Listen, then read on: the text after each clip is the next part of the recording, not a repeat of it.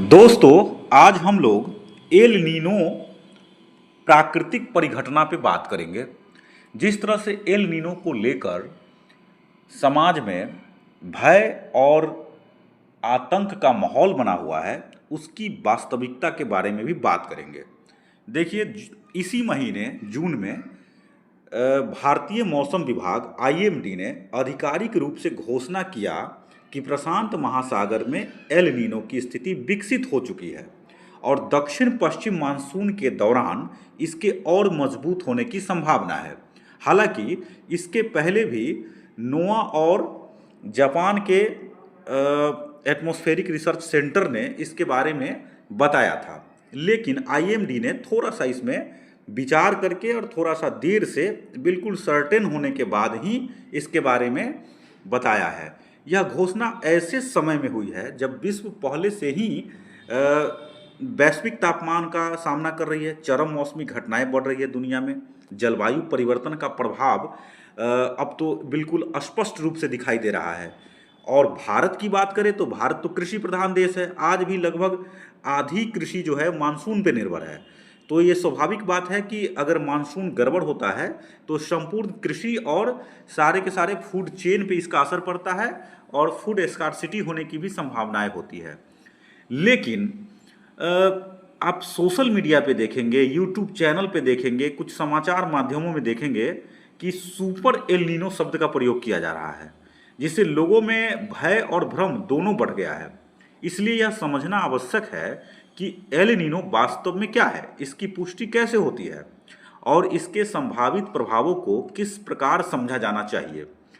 El Nino एक प्राकृतिक महासागरीय वायुमंडलीय घटना है जिसको कहते हैं ओशियन एटमॉस्फेयर कपुल्ड फिनोमिना, जिसमें मध्य और पूर्वी भूमध्य रेखीय प्रशांत महासागर का पानी सामान्य से अधिक गर्म हो जाता है। जो पेरू के तट के आसपास का जो एरिया है, समुद्र की यह अतिरिक्त गर्मी केवल महासागरों तक तो सीमित रहेगी नहीं, बल्कि वो हवा के माध्यम से, बादल के माध्यम से, वर्षा के माध्यम से पूरे वैश्विक पैटर्न को प्रभावित करेगी। परिणाम स्वरूप दुनिया के कुछ क्षेत्रों में सूखा पड़ता है, कुछ क्षेत्रों में अत्यधिक वर्षा होती है और कहीं कहीं पे बहुत ज़्यादा तापमान में वृद्धि देखी जाती है। तो वैज्ञानिक एल नीनो की पहचान जो है वो केवल एक दो दिन के तापमान को देखकर नहीं करते हैं। इसके लिए वे प्रशांत महासागर के एक विशेष भाग की लगातार निगरानी, मॉनिटरिंग करते हैं, जिसे नीनो 3.4 क्षेत्र कहा जाता है। यह क्षेत्र लगभग 5 डिग्री उत्तर से 5 डिग्री दक्षिण अक्षांश और 170 डिग्री पश्चिम से 120 डिग्री पश्चिमी देशांतर के बीच स्थित है। वैज्ञानिक इस क्षेत्र की समुद्री सतह तापमान की तुलना पिछले लगभग 30 वर्षों के औसत तापमान से करते हैं। उसके बाद ही कुछ निष्कर्ष निकालते हैं। यदि इस क्षेत्र का तापमान सामान्य से 0.5 डिग्री सेल्सियस या उससे अधिक बढ़ जाए और यह स्थिति लगातार कई महीनों तक बनी रहे तो एल नीनो की घोषणा की जाती है। सामान्यतः -0.5 डिग्री सेल्सियस से +0.5 डिग्री सेल्सियस के बीच की जो स्थिति होती है उसे सामान्य माना जाता है, ये नॉर्मल है। लेकिन +0.5 डिग्री सेल्सियस या अधिक टेम्परेचर लगातार बना रहा कई महीनों तक तो इसको एल नीनो कहा जाता है। अगर वही तापमान +1.5 डिग्री सेल्सियस या अधिक प्रबल बना रहा तो कहा जाता है कि ये ज़्यादा तगड़ा एल नीनो आएंगे। इसी को कुछ यूट्यूब चैनल और समाचार पत्र जो है सुपर एल नीनो की संज्ञा दे रहे हैं। लेकिन अगर मानते हैं कि अगर -0.5 डिग्री सेल्सियस या उससे कम टेम्परेचर रिकॉर्ड किया जाता है तो उसको ला नीना की स्थिति मानी जाती है, जो एल नीनो के विपरीत स्थिति होती है। हालांकि केवल समुद्र का तापमान ही पर्याप्त नहीं होता है। एल नीनो वास्तव में समुद्र और वायुमंडल की संयुक्त घटना है। दोनों को आप अलग अलग नहीं कर सकते हैं, समुद्र और वायुमंडल को। इसलिए वैज्ञानिक समुद्री सतह तापमान के साथ साथ समुद्र के नीचे मौजूद जो गर्म जल है, जिसको सरफेस हीट कंटेंट कहते हैं, और व्यापारिक पवनें जिसको ट्रेड विंड्स कहते हैं, जो ट्रेड विंड्स चलता है उसकी शक्ति कैसी है, ज़्यादा स्ट्रॉन्ग है कि वीक हो गया है, और दक्षिणी दोलन सूचकांक जिसको सदर्न ओसिलेशन इंडेक्स जिसको बोलते हैं SOI, तथा बादल और वर्षा के पैटर्न, ये भी देखा जाता है, वर्षा के पैटर्न में होने वाले परिवर्तनों का भी अध्ययन करते हैं और तब जाकर के वो ये निष्कर्ष निकालते हैं कि एल नीनो आएगा कि नहीं आएगा। इससे एक सरल उदाहरण से समझा जा सकता है कि मान लीजिए कि किसी व्यक्ति का सामान्य शरीर तापमान 98.6 डिग्री फ़ारेनहाइट है। यदि उसका तापमान कुछ समय के लिए 99 डिग्री फ़ारेनहाइट हो जाए तो डॉक्टर तुरंत यह नहीं कहेंगे कि उसे बुखार है। लेकिन यदि तापमान लगातार बढ़कर 100 या 101 डिग्री फ़ारेनहाइट बना रहे और उसके साथ अन्य लक्षण भी दिखाई दे तब बुखार की पुष्टि हो जाती है।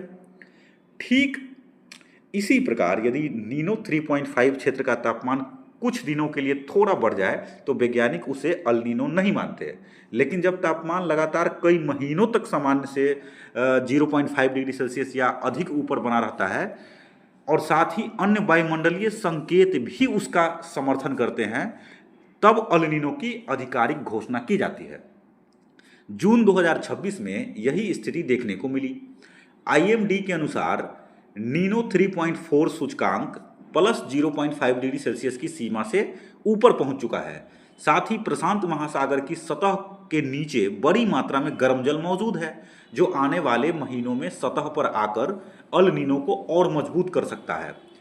इसी आधार पर मौसम वैज्ञानिक ने निष्कर्ष निकाला कि अल नीनो केवल बनने की अवस्था में नहीं है बल्कि अब वास्तव में स्थापित इस्टेब्लिश्ड हो चुका है। भारतीय मौसम विभाग की घोषणा से पहले अमेरिका का जो national oceanic and atmospheric administration है नोआ और जापान का मेट्रोलॉजिकल एजेंसी जेएमए तथा वर्ल्ड मेट्रोलॉजिकल ऑर्गेनाइजेशन डब्ल्यूएमओ जैसी संस्थाएं भी अल नीनो की स्थिति की पुष्टि कर चुकी थी। नोआ ने मध्यम से प्रबल अल नीनो की संभावना व्यक्त की थी जबकि डब्ल्यूएमओ ने चेतावनी दी थी कि यह वैश्विक तापमान और चरम मौसमी घटनाओं को बढ़ा सकता है। भारत के संदर्भ में अल नीनो का विशेष महत्व है क्योंकि इसका संबंध मानसून से माना जाता है। अब अगर इतिहास में जाए तो ऐतिहासिक आंकड़े देखेंगे तो 1972, 1982, 1987, 2002, 2009 और 2015 जैसे कई सूखा प्रभावित वर्ष मजबूत अल नीनो घटनाओं से जुड़ा हुआ है। कहा जाता है कि उस समय अल नीनो की घटना हुई जिसके कारण बड़े सूखा पड़े थे। वर्ष 2002 में भारत में मानसूनी वर्षा लगभग 19% कम रही थी जबकि 2009 में जो वर्षा है वो लगभग 22% की कमी दर्ज की गई थी। इन वर्षों में कृषि उत्पादन हो चाहे जल संसाधन हो चाहे ग्रामीण अर्थव्यवस्था पे बड़ा नकारात्मक गंभीर प्रभाव पड़ा था। फिर भी यह मान लेना गलत होगा कि हर अल नीनो का अर्थ कमजोर मानसून या सूखा ही है। वैज्ञानिकों के अनुसार अल नीनो केवल जोखिम बढ़ाता है, परिणाम तय नहीं करता। ये बहुत महत्वपूर्ण बात है। अल नीनो केवल जोखिम बढ़ाता है, परिणाम तय नहीं करता। वर्ष 1997-98 इसका सबसे अच्छा उदाहरण है। उस समय 20वीं शताब्दी का सबसे शक्तिशाली अल नीनो विकसित हुआ था जिसे बाद में सुपर एल नीनो कहा गया। इसके बावजूद भारत में मानसून पूरी तरह विफल नहीं हुआ। हिंद महासागर की अनुकूल परिस्थितियों ने उसके प्रभाव को काफ़ी हद तक संतुलित कर दिया था। यही से सुपर एल नीनो शब्द को लेकर भ्रम पैदा होता है। वास्तव में यह कोई आधिकारिक मौसम विज्ञान श्रेणी में नहीं आता है। ये जो शब्द है सामान्यतः जब नीनो 3.4 सूचकांक प्लस 2 डिग्री सेल्सियस या उससे अधिक हो जाता है तब मीडिया और लोकप्रिय विज्ञान का जो लेखन करते हैं वो सुपर एल नीनो की संज्ञा दे देते हैं। लेकिन इसका अर्थ यह नहीं है कि हर बार भारत में महान सूखा पड़ेगा ही, कृषि संकट आएंगे ही या जल संकट बनेगा ही। भारत का मानसून केवल अल नीनो से नियंत्रित नहीं होता है। ये बहुत ही महत्वपूर्ण बात है। इस पर हिंद महासागर द्विध्रुव जिसको बोलते हैं ना इंडियन ओशियन डाइपोल IOD और अरब सागर और बंगाल की खाड़ी का तापमान कैसा रहता है और मानसूनी हवाओं की शक्ति कैसे रहती है, हिमालय की परिस्थितियाँ कैसी होती है और उस समय कुछ और वायुमंडलीय प्रक्रियाएं जो होती है जैसे जेट स्ट्रीम वगैरह वो भी प्रभाव डालती है। यही कारण है कि सामान्य तीव्रता वाले 2 अल नीनो वर्षों के प्रभाव भी अलग अलग हो सकते हैं। कुछ यूट्यूबर्स और समाचार चैनल सुपर एल नीनो शब्द का उपयोग अत्यधिक भय उत्पन्न करने के लिए करते हैं। तो ठीक है, इससे उनको थोड़ा सा ध्यान अट्रैक्ट करने का वो मौका मिल जाता है, उनकी दर्शक संख्या भी बढ़ जाती है, लेकिन यह अतिरंजित है। जलवायु विज्ञान एक्चुअली में संभावनाओं का विज्ञान है, निश्चित भविष्यवाणी का नहीं है। वर्तमान परिस्थिति में सबसे महत्वपूर्ण तथ्य यह है कि अल नीनो विकसित हो चुका है, लेकिन उसका अंतिम प्रभाव अभी आने वाले महीने में तय होगा, विशेष रूप से जुलाई और अगस्त के महीने में। यदि इस दौरान अल नीनो तेजी से मजबूत होता है और हिंद महासागर की परिस्थितियां उसके प्रभाव को संतुलित नहीं कर पाती, तो कुछ क्षेत्रों में वर्षा की कमी देखी जा सकती है। दूसरी ओर यदि आईओडी और अन्य महासागरीय प्रक्रियाएं अनुकूल रही तो भारत सामान्य के निकट मानसून भी प्राप्त कर सकता है। तो ठीक है, वैश्विक ताप वृद्धि इस पूरी चर्चा को और महत्वपूर्ण बना देती है। अब देखिए, inter governmental panel on climate change, जिसको आईपीसीसी कहते हैं, उसके अनुसार औद्योगिक क्रांति के बाद हम लोग 1.3 डिग्री सेल्सियस से भी ज़्यादा तापमान बढ़ा चुके हैं। पृथ्वी का जो औसत तापमान है 1.3 डिग्री सेल्सियस से भी अधिक बढ़ चुका है। ऐसे में अल नीनो जैसी प्राकृतिक घटनाएं, हीट वेव में तो बहुत ज़्यादा फ्रीक्वेंसी बढ़ गया उसका, सूखा और चरम मौसमी घटनाओं की तीव्रता बढ़ रही है, उसकी फ्रीक्वेंसी भी बढ़ रही है। इसलिए वैज्ञानिक समुदाय अल नीनो को गंभीरता से लेता है, लेकिन उसे एक बहुत ही भयानक प्रलयंकारी घटना के रूप में प्रस्तुत करने से बचता है। अतः जून 2026 में अल नीनो की आधिकारिक पुष्टि को न तो हल्के में लेना चाहिए और न ही सुपर एल नीनो के नाम पर फैलाई जा रही हर आशंका को अंतिम सत्य मान लेना चाहिए। यह एक महत्वपूर्ण जलवायु संकेत जरूर है जो सतर्कता की मांग करता है, सतत वैज्ञानिक निगरानी की मांग करता है, जल प्रबंधन की मांग करता है। देखिए, अगर अल नीनो आने ही वाला है तो हमें इस पर विशेष ध्यान देना होगा। हमें कृषि को उसी अनुकूलित बनाना पड़ेगा, हमें जल की कमी नहीं हो इसके ऊपर ज़्यादा काम करना होगा भारत सरकार को, और अलग अलग जो राज्य सरकार है उसको इस पर विशेष ध्यान देना होगा। आवश्यकता भय की नहीं है, बल्कि तथ्य आधारित समझ की है, विवेकपूर्ण तैयारी की ज़रूरत है और वैज्ञानिक दृष्टिकोण की ज़रूरत है।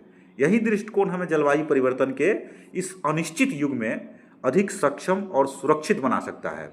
धन्यवाद।